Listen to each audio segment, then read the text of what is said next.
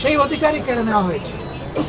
একই কায়দায় এখন যদি কেউ আবার আমার ভোট আমি দিব, তোমারটাও আমি দিব, এই স্লোগান দিয়ে যদি কেউ ভোটের ময়দানে নামে, এই যুব সমাজ তাদেরকে ভোটের মাধ্যমে, ব্যালটের মাধ্যমে সমুচিত জবাব দেবে।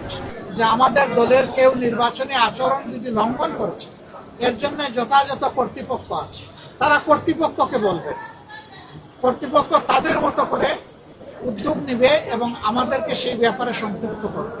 আমাদের কাছে জানতে চাই আরো অনেক পদক্ষেপ নেওয়ার তাদের এখতিয়ার আছে, কিন্তু কোনো ব্যক্তি বা দলের কোনো ধরনের কোনো এখতিয়ার নাই এই ব্যাপারে কোনো মব সৃষ্টি করার।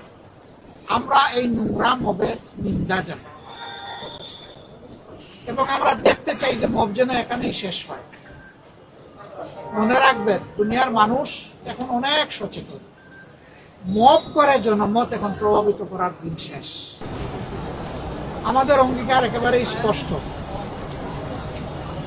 আমরা একটা দুর্নীতি, দুঃশাসন মুক্ত, ন্যায় ইনসাফ ভিত্তিক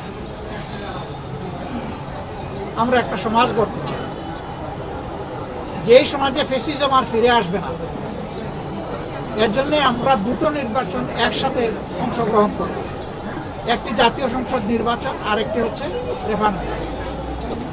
আজকে আমি নির্বাচনের ব্যাপারে কিছু বলবো না, এটা আচরণবিধির লঙ্ঘন হবে, ওটা কালকে থেকে বলা শুরু করবো ইনশাআল্লাহ।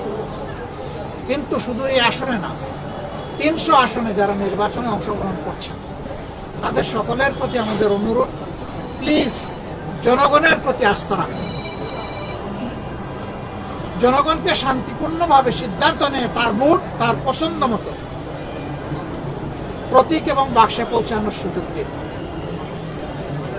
এর মাধ্যমে যেই নির্বাচিত হয়ে আসবে, সকল রাজনৈতিক দলের দায়িত্ব হবে তাকে সহযোগিতা করা,